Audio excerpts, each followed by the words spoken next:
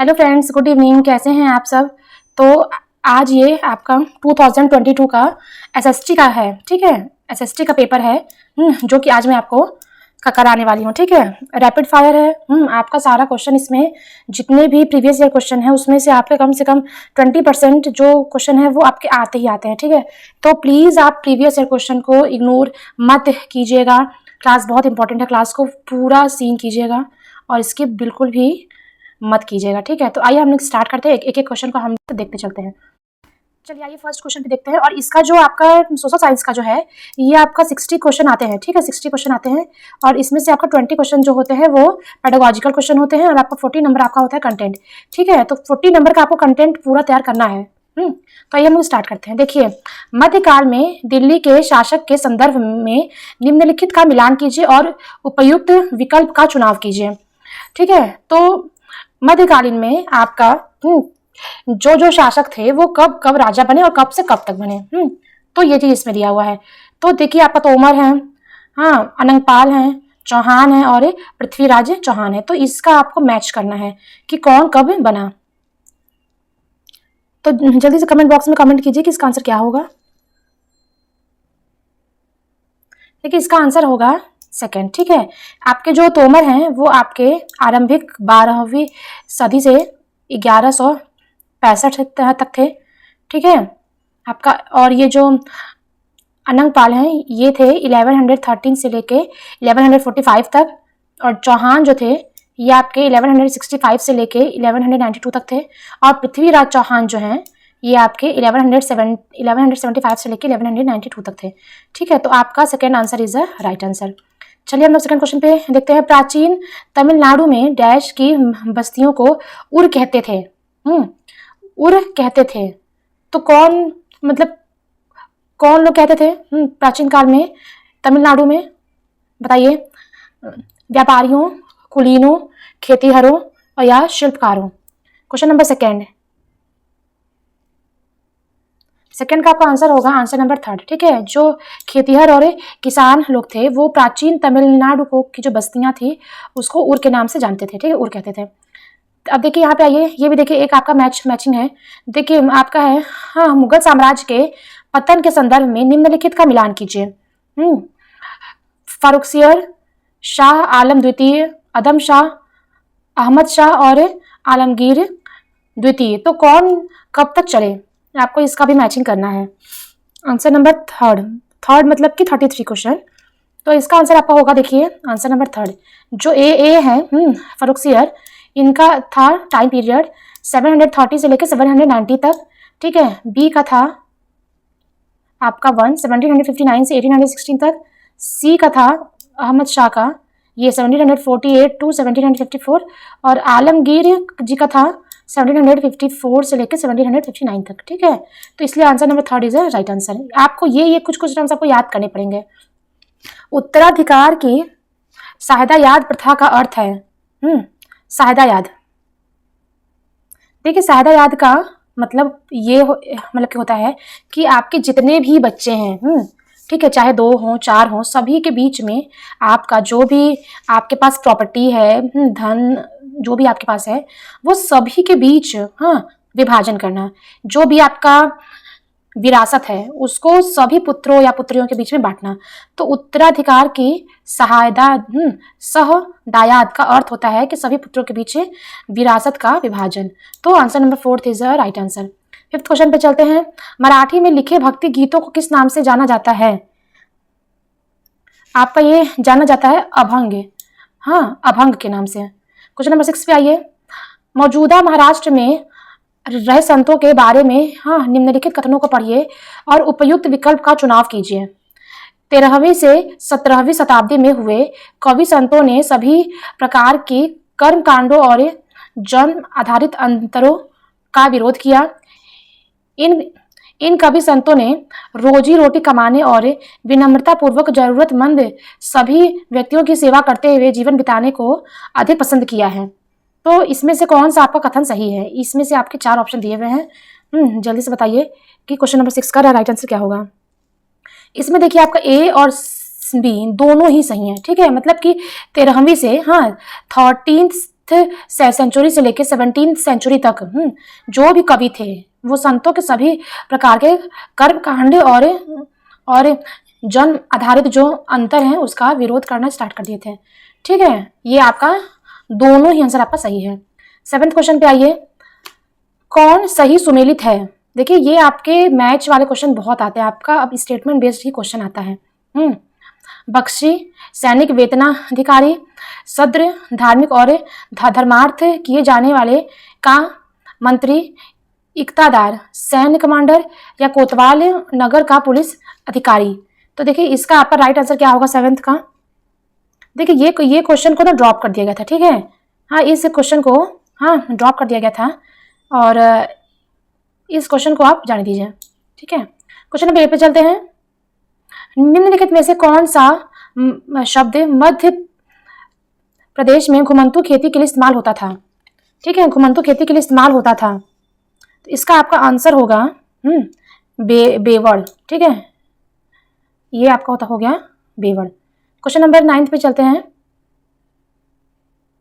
देखिए 19वीं सदी के आरंभ में सामाजिक परिवर्तन के संदर्भ में कथनों ए और बी को पढ़ें और सही विकल्प चुनें। ठीक है, 19वीं सदी के शुरुआत से ही हमें सामाजिक रीति रिवाज और मूल्य मान्यताओं से संबंधित बहुत से मुबाहिसे और चर्चाओं का स्वरूप बदलता दिखाई देता है। बी का क्या है कि इसकी एक अहम वजह यह थी कि संचार के नए तरीके जैसे किताब, अखबार, पत्रिकाएं और पर्चे छपना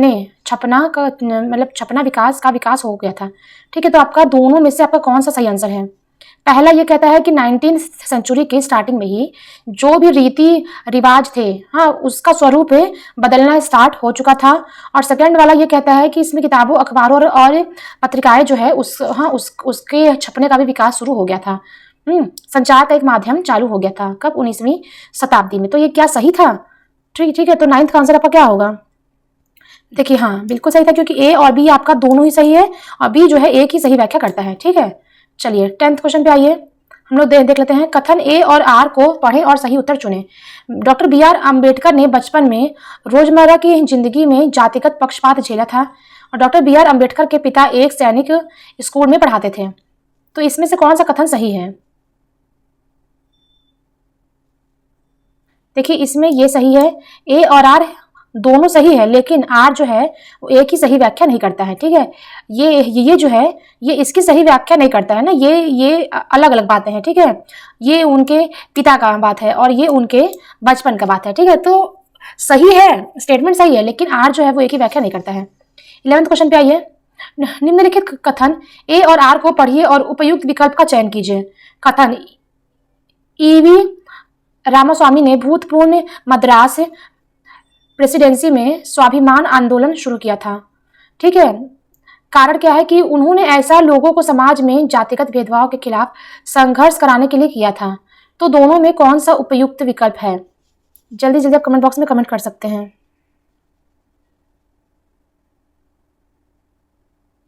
देखिए इसका आंसर आपका होगा आंसर नंबर 1। ठीक है, ए और आर आपका दोनों ही सही है और ए जो है वो आर की सही व्याख्या करता है। ठीक है, चलिए ये देखिए वैसे तो यहाँ पे 12 लिखा है, लेकिन अगर आपका जब सीरीज शुरू होगा जैसे जो पेपर आता है ये इससे 42 क्वेश्चन रहेगा। ठीक है, 42 क्वेश्चन का करके आएगा।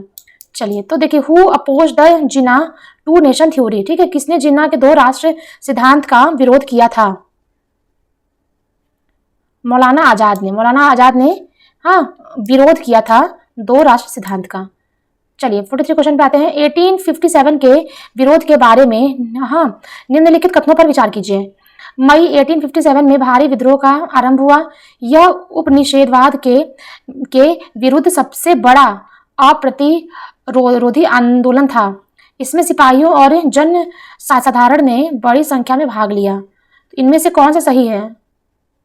43 क्वेश्चन आपका है, तो आपका देखिए इसमें केवल 2 ऑप्शन ही सही है। ठीक है, नहीं देखिए कौन सा सही नहीं है या है, तो आपका सेकेंड ऑप्शन ही आपका राइट होगा। ठीक है,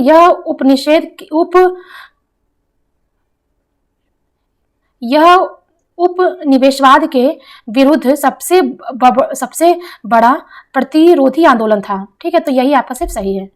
क्वेश्चन नंबर 14 पे आइए। ए और आर कथनों में सहायक संधि के संदर्भ में विचार कीजिए और सही विकल्प का चयन कीजिए।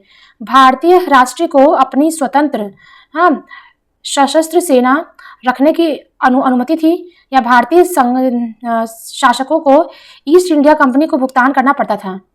दोनों में से क्या होगा? देखिए ए और आर आपके दोनों सही है, ए और बी दोनों गलत हैं। ए सही है या बी गलत है? ए गलत है या बी सही है? तो आपका ये कौन सा क्वेश्चन है? 44 क्वेश्चन। इसमें देखिए आपका ए गलत है लेकिन बी सही है, ठीक है। ए आपका गलत है लेकिन बी आपका सही है। 15 क्वेश्चन पे आइए। ये भी आपका एक मिलान वाला क्वेश्चन हो गया। देखिए ये आपके प्लैनेट हैं और अपने अक्ष पे कितने घूमने का कितना समय ये करते हैं, वहाँ उसको आपको मिलाना है, ठीक है। तो देखिए सबसे पहला है यूरेनस, नेपटून, शनि, मंगल। तो इसमें से कौन सा सही है? केवल एक सही है, या केवल 2, केवल 3 या केवल 4? 45। तो इसमें देखिए इसमें केवल 2 ही सही है, ठीक है। केवल 2 ही आपका सही है। चलिए 16 क्वेश्चन पे आइए। अंतरराष्ट्रीय तिथि रेखा के बारे में निम्नलिखित में से कौन सा कथन सही है? अंतरराष्ट्रीय तिथि रेखा एक सीधी रेखा है जो उत्तरी ध्रुव को दक्षिणी ध्रुव से जोड़ती है। या अंतरराष्ट्रीय तिथि रेखा केवल जलीय भाग से होकर गुजरती है। या अंतरराष्ट्रीय तिथि रेखा जलीय व स्थलीय दोनों भागों से होकर गुजरती है। या अंतरराष्ट्रीय तिथि रेखा लगभग अक्षांश देशांतर का अनुसरण शासित करती है। तो आपका इसका राइट आंसर क्या होगा? क्वेश्चन नंबर 46 का, देखिए 46 का आपका आंसर होगा आंसर नंबर 2, ठीक है। अंतरराष्ट्रीय रेखा जो है केवल जलीय भाग से होकर ही गुजरती है। चलिए 17 पे आइए। वैसे तो है 47 क्वेश्चन। आइए हम लोग देखते हैं कि अपने स्थान से ध्रुव तारे को कोण माप कर आप अपने स्थान का अक्षांश जान सकते हैं, और विषुवत वृत्त से दोनों तरफ ध्रुव के बीच की जो डिस्टेंस है वो पृथ्वी के चारों ओर के वृत्त का 1/4 है। तो कौन सा आपका सही आंसर है? तो इसका भी आंसर आपका होगा आंसर नंबर 2। ए और आर आपका दोनों ही सही है, लेकिन आर जो है एक ही सही व्याख्या नहीं करता। मतलब दोनों ही अपने अपने जगह स्टेटमेंट सही हैं, लेकिन आर जो है वो एक ही व्याख्या नहीं करता है। Question number 18। जब हम एक भारतीय शहर में जापानी की राजधानी टोक्यो की यात्रा करते हैं तब हम कितने घंटे अर्जित करेंगे या गवाएंगे? तो आपका इसका आंसर आपका क्या होगा? 48। देखिए इसका आंसर होगा आंसर नंबर 2, ठीक है। 4 घंटे के बाद वो आएगा उसका टाइम, ठीक है। 4 घंटे आपका वेस्ट होगा वहां पे, ठीक है। चलिए क्वेश्चन नंबर 19 पे चलते हैं। The main mineral of oceanic crust are, ठीक है। इसका है देखिए महासागरीय परपटी के मुख्य खनिज हैं मैग्नीशियम, एल्यूमिना, सिलिका या निकिल। तो इसमें से आपका राइट आंसर क्या होगा? 49 का आंसर नंबर होगा आपका 3rd, ठीक है। केवल ए और सी, मतलब ए और सी ही आपके पाए जाते हैं, ठीक है। मतलब मैग्नीशियम और सिलिका।